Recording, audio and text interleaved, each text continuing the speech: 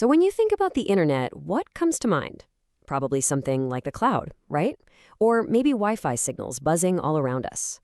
But what if I told you the physical reality of the internet is way, way deeper? And I mean literally deeper, darker, and a whole lot wetter.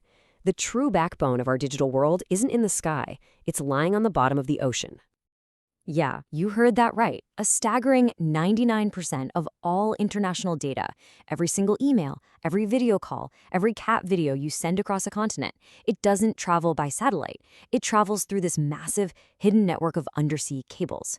This is the internet's circulatory system, hidden deep beneath the waves.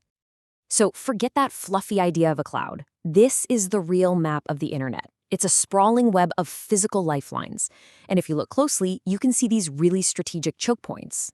Because of geography and the sheer length of the cables, countries like Japan have become absolutely critical hubs, linking the massive fire hose of data that flows between North America and Asia. In this explainer, we're going to pull back the curtain on this hidden world. We'll explore the incredible tech behind these undersea nerves, look at the new digital gold rush to own them, uncover just how fragile they are, and see what's being done to secure our digital future. All right, first up, let's get into the engineering. What exactly are these cables that are carrying pretty much all of our global information? At its core, it's a system with three key parts. You've got the fiber optic cable itself, which sends data as tiny pulses of light. But, over thousands of miles, that signal gets weak. So you have these devices called repeaters that give the signal a boost. And finally, you have branching units, which are like underwater intersections, splitting a single cable so it can connect to multiple countries. Now, laying these cables is a monumental task. Near the shore, they're actually buried under the seabed for protection. But out in the deep ocean, they're laid right on the seafloor, sometimes in trenches up to 8,000 meters deep. The pressure down there is just immense. We're talking the equivalent of balancing a car on your fingertip. It's incredible. And this is a perfect illustration of how the cables are designed for their environment.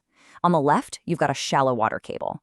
It's thick, it's beefy, and it's heavily armored with steel wires to protect it from stuff like ship anchors and fishing nets. But on the right, that's the deep sea version. It's much thinner and lighter because, honestly, thousands of meters down, there's just a lot less that can mess with it. This kind of job requires some serious hardware. Ships like the KDDI Cable Infinity are basically high-tech factories floating on the water. They can carry thousands of kilometers of cables spooled up in these giant tanks and then lay it with amazing precision across entire oceans. For the really delicate work on the seabed itself, we have to rely on robots. These are remotely operated vehicles, or ROVs. You can think of them as our hands and eyes in the deep, capable of operating at depths of up to 3,000 meters to bury new cables or even perform tricky repairs. Okay, so we know how they work. But who actually builds and owns this critical infrastructure? Well, the answer to that has changed dramatically in just the last few years. Historically, these massive projects were funded by consortiums, basically groups of national telecom companies all chipping in together. But we're seeing a major shift. The new model is dominated by private hyperscalers. That's the industry term for the huge tech giants like Google, Meta, and Amazon. They're now building their own private cables just to handle their colossal data needs. And this chart really shows you just how profound that shift is. The red bars, those are projects with zero hyperscaler involvement. That was the vast majority just a decade ago. Now look at the blue. In the next few years, projects funded partly or entirely by these tech giants are projected to make up over 70% of all new investment. A handful of tech companies now own and control the primary physical highways of the global internet, and that has huge geopolitical implications. But what about the companies that physically manufacture the cables? Well, it's a surprisingly small club. You've got ASN from France, Subcom from the US, and NEC from Japan, and they've long dominated the market. But as you can see, competition is really heating up, with the emergence of players like HMN Tech from China. This makes it a fiercely contested and geopolitically significant industry. So these cables are amazing feats of engineering, built to withstand incredible pressure. But that doesn't mean they're invincible. In fact, their biggest threats are surprisingly mundane. First, let's just get this straight. Cable breaks are not a rare event. They are a constant operational reality. Every single year, somewhere in the world, a cable gets cut or damaged between 100 and 200 times.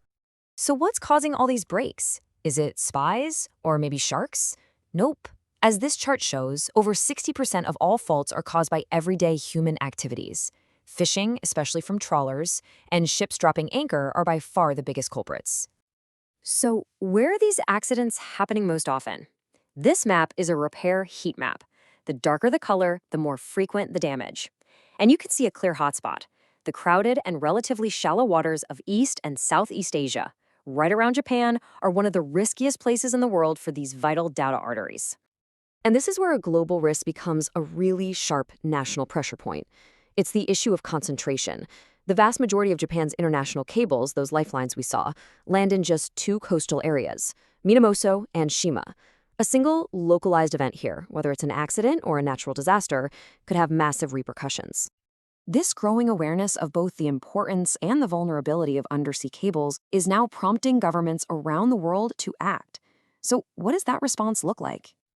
We're seeing a global push to treat these cables as critical national security infrastructure. The U.S. is tightening rules to vet who owns and operates cable landing stations. The EU has launched a detailed action plan, and Japan has a robust legal framework in place that treats cable damage not just as an accident, but as a crime.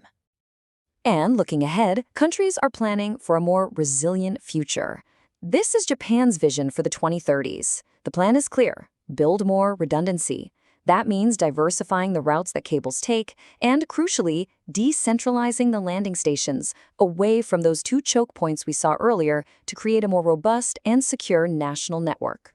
So the next time you're online, just remember the journey your data is taking, through glass threads thinner than a human hair, resting on the ocean floor.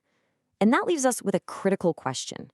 As our world becomes ever more reliant on this invisible network, who bears the ultimate responsibility for protecting it? The private companies building it, or the nations that depend on it? The answer is going to define the security of our shared digital future.